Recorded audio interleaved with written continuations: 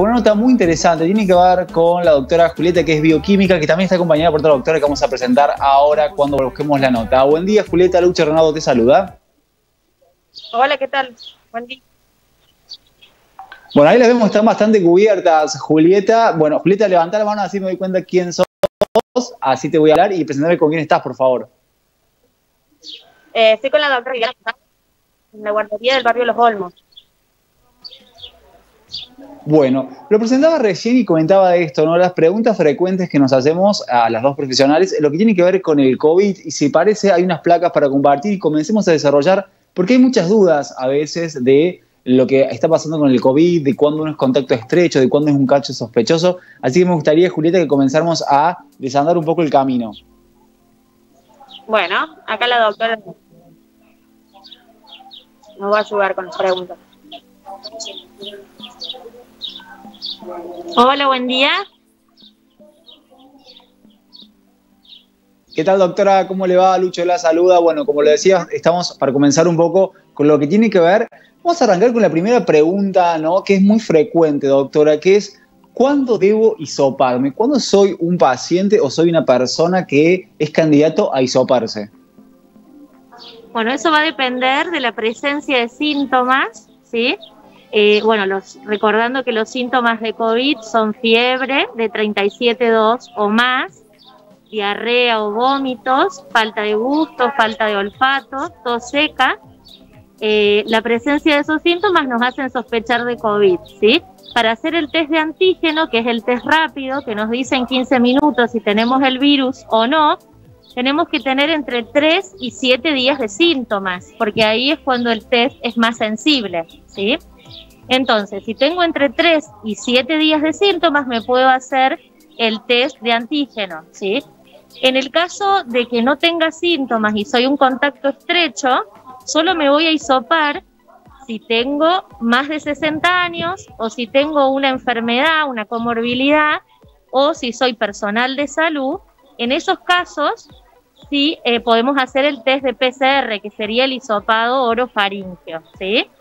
O sea, las indicaciones son bien claras del hisopado, no tiene sentido hisopar a cualquier persona, ya que no tenga síntomas o que tenga pocos días de síntomas, ¿sí?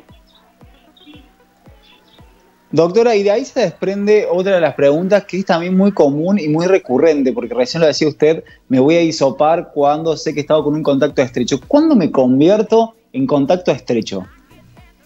Bueno, el contacto estrecho es una persona que ha pasado más de 15 minutos, ¿sí? Sin las medidas de protección, como estas que tenemos de barbijo y distanciamiento social, con una persona sospechosa de COVID, ¿sí? Ahí soy contacto estrecho. Cuando esa persona es testeada y es positivo, yo me convierto en contacto estrecho, ¿sí? Estando menos de 2 metros de distancia, más de 15 minutos, sin barbijo. Por eso es muy importante el distanciamiento social, la utilización del barbijo, ¿sí? Y bueno, evitar las reuniones sociales, para evitar el contacto. Y barbijo incluso en el interior. Con la cantidad de casos que hay, se recomienda, más que todo cuando estamos con personas mayores, cuidarlas usando el barbijo. Julieta, te consulto porque también para que haya un contacto estrecho tenemos que tener un caso que sea sospechoso. Recién ustedes hablaron un poco de la sintomatología que debe tener una persona para considerarse sospechosa, pero me gustaría, Julieta, que vos nos vayas desandando un poco más profundamente cuándo un caso realmente es sospechoso, porque recién la doctora decía que una persona va a hacer el test antígeno cuando tenga 4 a 7 días de lo que tiene que ver con los síntomas. Durante esos 4 o 7 días, ¿qué hace la persona con los síntomas? ¿Se queda en la casa, continúa con su vida normal, si no ha tenido un contacto estrecho, por ejemplo? Cuando tenga al menos 2 síntomas, puede recurrir a los diferentes centros donde estamos testeando, y un leve dolor de espalda con cefalea ya son 2 síntomas. La gente relata mucho dolor muscular o dolor detrás de los ojos, cansancio, malestar general. Con al menos 2 de esos síntomas ya puede recurrir o a la asistencia o al centro vecinal del barrio Rivadavia, centro vecinal del barrio General Paz, y hoy empezamos acá en la guardería del barrio Los Olmos. ¿Y qué pasa cuando soy contacto? Sí, perdón. Cuando la persona acude a cualquiera de estos centros de testeo, En la puerta se le va a hacer un triage, ¿sí? Se le va a preguntar sobre todo la cantidad de evolución, de días de evolución de los síntomas, y de esa manera se determina qué tipo de test realizar. Bien, doctora, otra de las preguntas que es muy recurrente, que son situaciones que todos hemos vivido, porque a la gran cantidad de contagios que hay en la ciudad, todos en algún momento también nos ha pasado que hemos sido contacto de un contacto estrecho. ¿Cómo actúa esa tercera persona en este momento? Debe aislarse hasta conocer el resultado del contacto estrecho en sí, porque ahí ya pasaría a ser contacto estrecho, no contacto de contacto.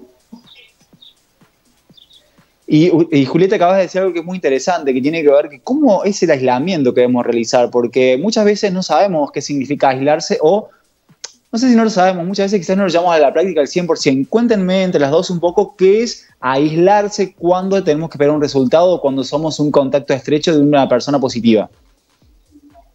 Cuando empieza el paciente con síntomas, es muy importante que, si es posible, dentro de su mismo domicilio, se aísle en un cuarto separado, y si no puede, que use barbijo, que empiece con todas las medidas de higiene para proteger al resto en caso de que él sea positivo. No compartir la vajilla, no compartir los vasos, los cubiertos. Mate. Claro, el mate totalmente prohibido. En el caso de que compartan el comedor, no comer en el mismo horario. Y si no tienen un baño para utilizar de manera independiente y tienen que compartirlo, en ese caso es muy importante la higiene. Cada vez que la persona sospechosa va al baño, higienizar con lavandina, con agua con lavandina, para evitar que la otra persona se contagie, que el otro conviviente se contagie. Mismo plato, mismo vaso, todo, la persona infectada o sospechosa. En este caso le pregunto a los dos profesionales, dentro de, si hay una persona aislada, si tengo a mi pareja aislada o tengo a un hijo aislado, ¿es recomendable el uso del barbijo dentro de la casa hasta esperar el resultado? Sí, sí. Claro, cuando tienen que, por ejemplo, si vos tenés un solo baño en el domicilio y la persona va a ir al baño, es importante que la persona vaya con barbijo. O si va a compartir un momento el comedor o algún espacio común, es importante tener el barbijo puesto, bien colocado, tapando la nariz y la boca para evitar el contagio. Hasta ahora hablamos de terceras personas, pero ahora quiero que me cuenten ustedes qué pasa si me considero sospechoso, si tengo síntomas, si creo que puedo tener COVID. ¿Qué debo hacer si soy un caso sospechoso? Si soy un caso sospechoso, fundamentalmente aislarme, ¿sí? No acudir a mi lugar de trabajo, no compartir con otras personas hasta que yo pueda ser diagnosticado, ¿sí? Porque esa es la manera de cortar la transmisión comunitaria del virus. Entonces, me quedo en mi casa, me puedo comunicar con los números de urgencia, ¿sí? Consultar o llegarme a un centro de testeo para que me realicen el test. No automedicarme, sí, tomar, hacer una dieta liviana, tomar mucho líquido, tener ese tipo de cuidados. Lo más importante es el aislamiento, ¿sí? Quedarnos en casa para evitar el contagio a las otras personas. Y posterior al comienzo de síntomas, cuando ya se cuente con al menos 2 o 3 días, lo ideal sería de síntomas, ahí sí acudir a algún centro de testeo para poder hacer el test y confirmar el diagnóstico.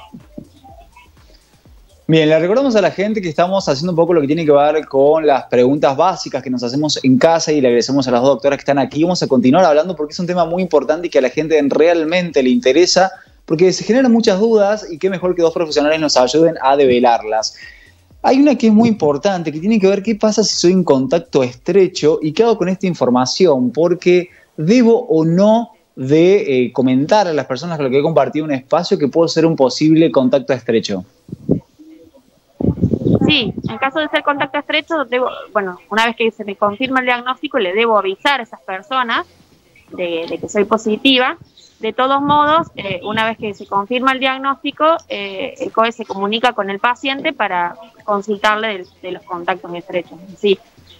Pero si uno puede ir avanzando con eso, avisarle a sus contactos estrechos de que uno es positivo y que la gente se aísle, no vaya a trabajar, y tenga las medidas necesarias de higiene en su domicilio hasta tanto se pueda hacer el test. Hasta ahora, Julieta y Viviana, hablamos de las hipótesis, ¿no? De lo que tenía que ver con los cuidados previos y lo que tenía que ver también con los contactos estrechos. Ahora entremos en lo que tiene que ver, ¿qué pasa si soy un COVID positivo? ¿Cuál es mi accionar y qué es lo que debo realizar? Bueno, la persona que tiene COVID positivo, insistimos en el aislamiento, en comunicar a sus contactos estrechos de su situación. Durante el aislamiento debe tener una buena alimentación saludable, tomar mucho líquido, ¿sí? Cualquier síntoma de urgencia, como falta de aire o síntomas de deshidratación, tiene que hacer una consulta médica. Para eso el municipio cuenta con los números de urgencia, donde se comunica en el call center, por ejemplo, donde puede comunicarse o llamar al 107 y permanecer aislado durante 10 días desde el inicio de los síntomas, siempre y cuando, como te digo, no presente situaciones de urgencia, ¿sí? Eso es lo importante. Y 3 días antes no presentar síntomas para que en esos 10 días se considere el alta. Claro.